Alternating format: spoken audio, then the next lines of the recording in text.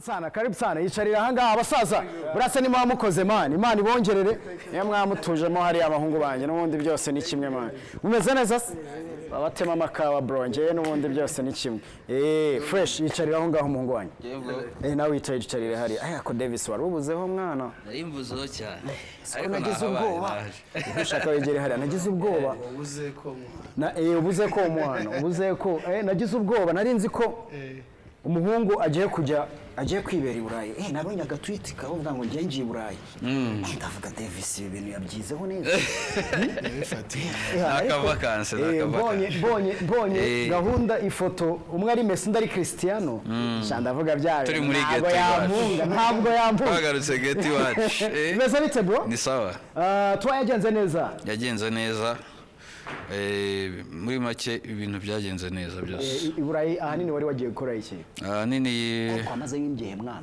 namazeyo aya ntago ari cyari kinini amezi nk'abiri ariko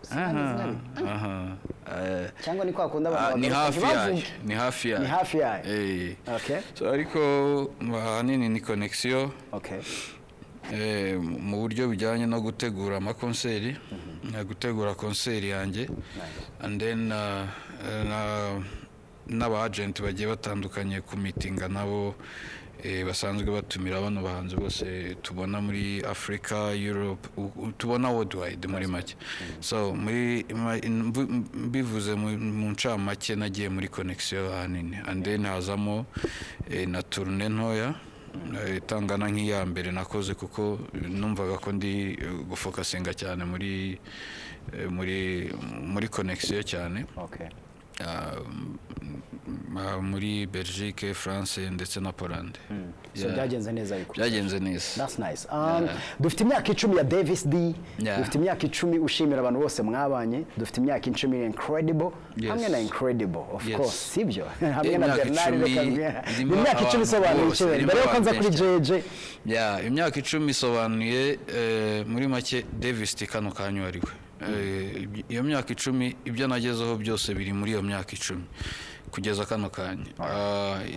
Ibyo bikorwa ndi gukora hanze y'igihugu cyacu, izo connection ndi kugenda mfungura mu buryo bw'ubushobozi, mu buryo bwo kugira abakunzi benshi, ibyo byose bikubiye muri iyo myaka 10. So navuga rero ko ni imyaka itari igiharwe nashakaga kuzuza mu muziki kandi mbona ko meze neza.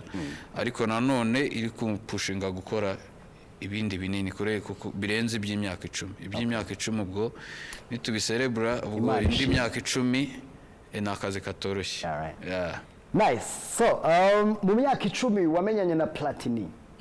Muri iyo myaka 10 mbere yuko yiserebra dufite brand new song.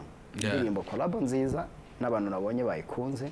Ejo nayirebaga mu gihe cy'iminota nk'inga yari ifite hafi 8,000 ubigeze mu 260 ni ikintu cyiza. Ariko nanone nka Platini hari uko umuzi Davis D mu myaka 10 n'umuhanzi warwanye gute, n'umuhanzi wakoze kariyeri ye gute muri ya myaka 10 turi kuvuga nka mukuru we nk'umwe mu bantu bamubanjirije kandi uyu munsi mufitanye brand new song n'umwe mu bahanzi wavuga ko yitwaye gute muri kariyeri ye.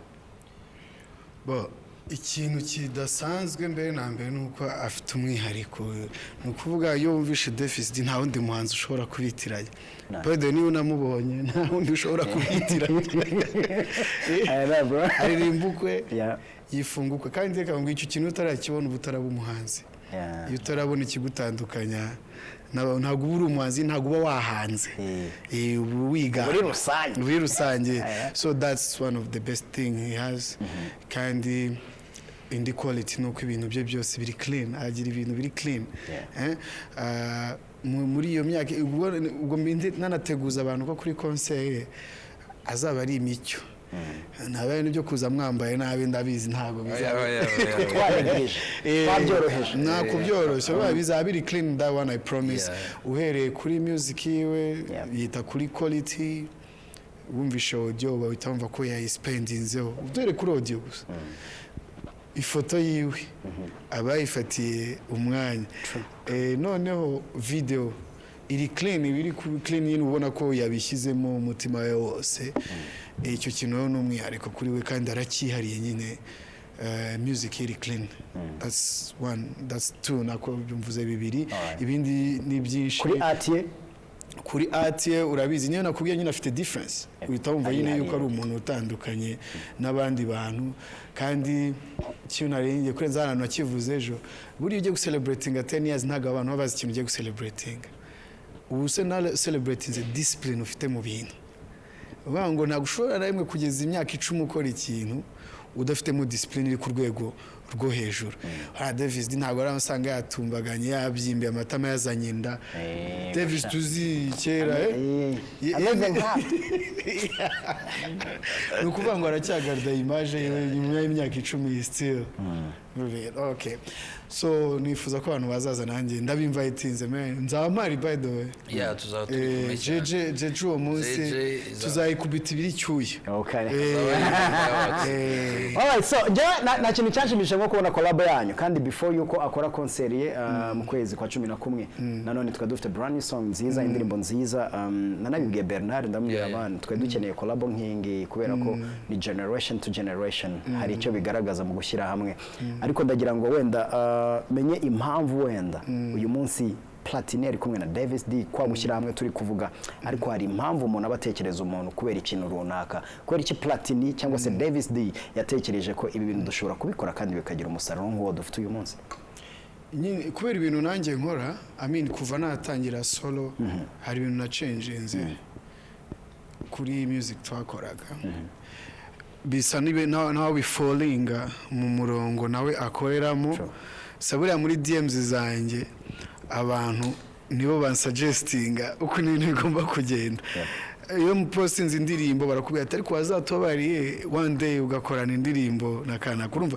yarere muri ba bantu b'imbere abafana banjye bahora banyishyuza ariko usibye icyo ni kimwe ikindi cyaduje ngira ngo urabona Bernard njye twarakoranye igihe kinini byatari hanyuma rimwe tuza kugirana just ibiganiro arambwira yuko one day bazaza kunsura home nabari bataragera home batarahabona ndababwira ni kabisa icyo kintu nayo ndacyifuza baje twiganira ibindi bisanzwe tuganira no kuri imyaka 10 agiye gucelebratinga tuvuga ko turi n'abahanzi tugomba gukora n'ikintu bityo ngewe niko nazanye igitekerezo kiriya Jeje ariko ntibirangiriye aho kuko Davis nafite ikindi gitekerezo tutarashyira mu bikorwa kubagarura hano muri kumwe indirimbo yindi kwaba twavuze ko tugomba gukora nyinshi ntacyo mpombe so we still working on it too abazongera babona indi ndirimbo wenda soon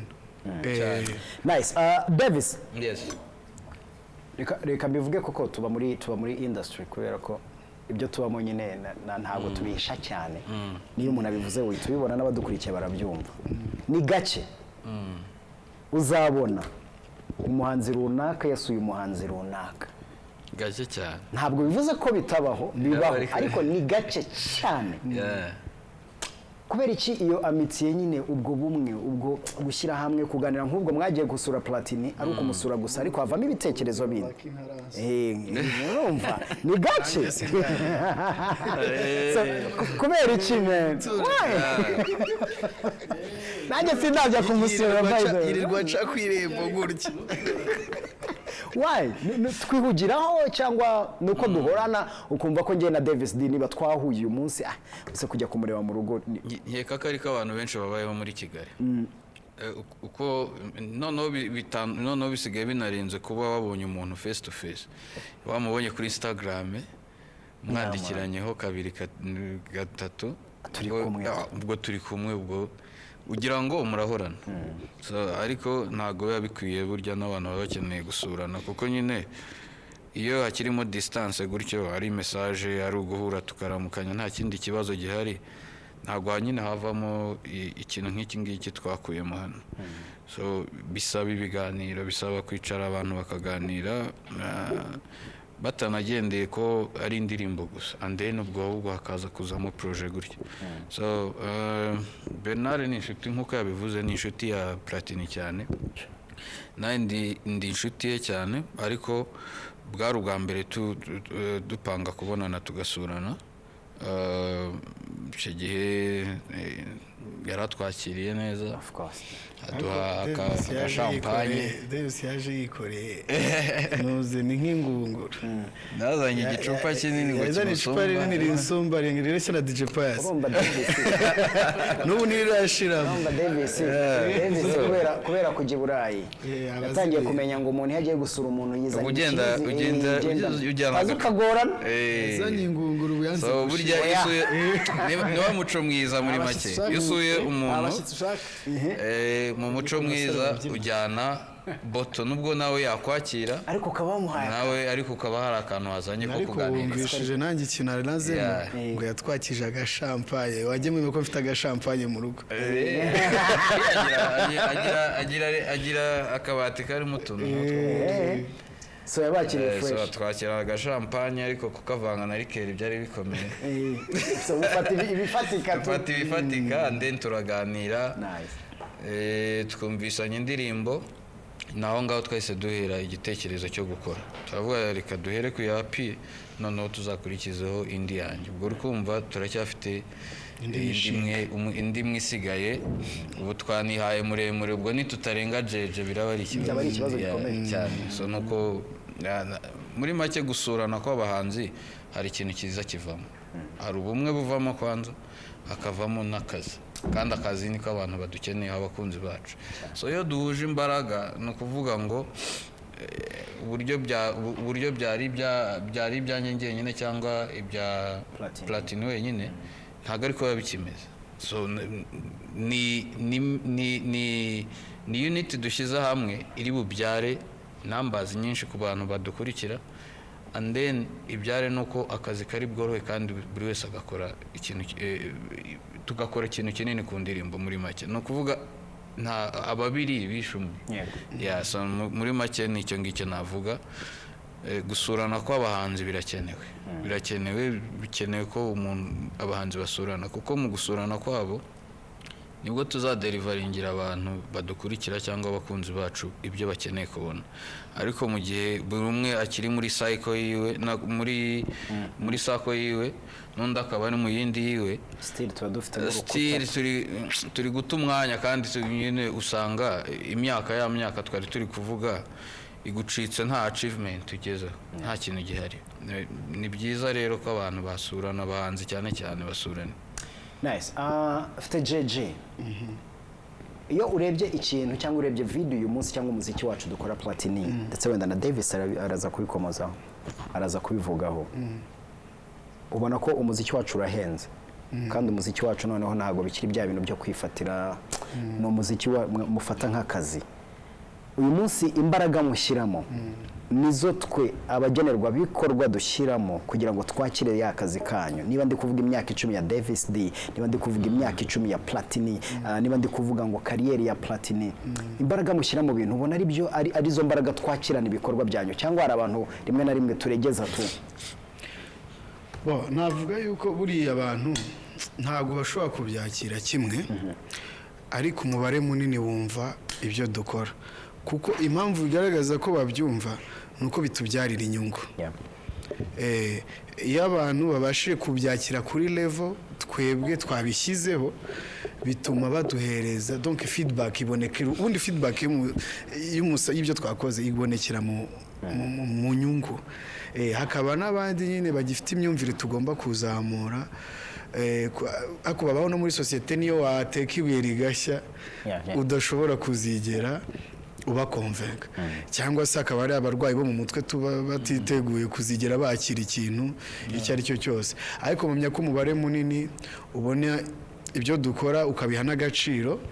Bityo rero mbona no gusaba cyane aba promoters n'abantu bakunda kudukenera mu bikorwa byabo, uko babona tuzamura standard, bamenye yuko ari byinshi natwe bihinduka, n'ibiciro ku isoko birahinduka, kuko nyine twazamuye standard y'ibintu dukora. Ubwo baraye babyumva. Hari umuntu uguhamagara kare wakoze Jeje yatwaye hafi miliyoni zirenga 10-11, ariko yajya kuguhamagara kubita 800 nayo ni menshi sometimes hari umuntu ukubwira ikintu ugatungurwa tu uko rero tuba twakoze ibintu bituvunnye n'abo bantu nyine babyumva abatarabyumva surtout ko hari abarangije kubyumva kandi natwe ubwacu abahanzi tugomba kubyumva nyine ko twaza muri standard n'ibindi byose bigomba kuzamuka. Nice bro, nje nishimiye gushyira hamwe kwanyu. Ndagira ngo ufate umwanya ugira ikintu ubwira Bernard Davis D, urafata umwanya ugira ikintu ubwira Platini, nanjye ndafata umwanya ugira ikintu ubwira umunyarwanda dukurikiye none. Yeah man. Saza Bernard, uyu muniga Bernard ni umuntu uzigiye muzi naje mu muziki ari gukora indirimbo ya Rafiki. Urumva indirimbo yitwa tukabyina uri kumva numva umuntu yararirimbaga Bernard n'umusane. Urumva umuntu watangiranye na Rafiki akageza today are relevant muri Jeje. Uwo muntu abakwiye indabyo ze abakwiye indabyo ze arevuriwa ajyana na generation kandi ibintu bigakunda. Bernard akora audio, akora video, ni manager, so ni umuntu ukomeye, ni umuntu munini cyane muri industry ariko abantu nje ntago mbona bari kubibona nkuko ngewe mbasha kubyitegereza. So Bernard, keep it up, keep the hard work. N'ubu ngubu ari Burayi man, ari Paris ndakeka afite abahanzi basiga managing n'abanzi bo hanze yarabyaguye me. So Bernard, keep it up. Ngewe nemera kuri mu bantu bafite experience nini muri industry, nemera ko abantu bumvisha ibitekerezo byawe hari byinshi byabasha guhinduka kuri bo kandi ukuntu ukunda quality nabyo bikomeza kabisa, ndabikunda cyane. Blessings. Asante sana. Davis D. Icyo nabwira brother, kwanza ikintu cya mbere ndamuha like nka motivation ku bintu akora. Akazi kiwe karagaragara, akazi ke karagaragara. Platini ni wa muntu mushobora gukorana ukabuze ko ikintu mukoranye kitazapfa ubusa, kiri seri. So bitandukanye n'umuntu mushobora guhuza ingufu ariko ukabona uri kumurusha ingufu, uri kumushaka ukamubura umwanya. So icyo kintu ntabwo kiba kuri Platini. So n'abandi babyumvireho, umuntu wese uzagerageza gukorana na Platini zamenye ko Platini azamukoresha, ubwo nimba utiteguye gukora ubyihorere. Ni kameze sha. Niba utabishaka bireke. Ubwo nimba utari kugendera kuri speed bireke, byihorere. So icyo rero ni ikintu cyiza cyane nkagikunda kuko mbanze ko kitubyarira umusaruro twese, nanjye nkakora gutyo. And then ikindi kintu mukundira ni uburyo agerageza guconnecta generation yaje nyuma yiwe ntoya akayiconnecta na generation imaze igihe. So ni ukuvuga icyo kintu rero ni ikintu gisaba kuva muri comfort yawe kwanza, and then ukavuga ni igiki kiri kuri market ari cyo dukora. So icyo ni ikintu cyiza afite kandi mpamya ko ari nacyo kintu gihora gikeneye ku mwartiste. Umwartiste nta comfort agira ituma agomba kuvuga ngo ibi bintu mu gihe watangiye kuvuga ko ibigezweho hari iby'abana uri kujya ku ruhande. So rero icyo kintu kimenye ko gifite gikomeza cyane kuko navuga ko ari cyo kintu gituma even if no muri legend aguma muri game kandi akaguma ari top. So ni ikintu cyiza cyane ngomba ko mubwiye kigaragara kandi akeneye gukomeza. Blessings. So mwakoze kuza njereka mbashimire wakoze kunzanira Jeje Davis ndetse na Platini. Nanjye icyo ngomba kubwira abanyarwanda nta kindi dushyigikirane dushyire hamwe niturangiza dukurikira brand new song indirimbo yawe nshyashya anako tutatwenjerana na David Mugaragu mu makuru ya sport nawe yamaze kuhagera muri Vasa Sport ariko mbere yawe reka tubanze tugende n'iyi ndirimbo shimisha umuntu wese ukunda Davis D Platini. Davis D azagaruka by the way ku gitaramo cyo twongere tuvuga imyaka 10 tuzayishyira hasi dusasa inzobe byose tubishyira.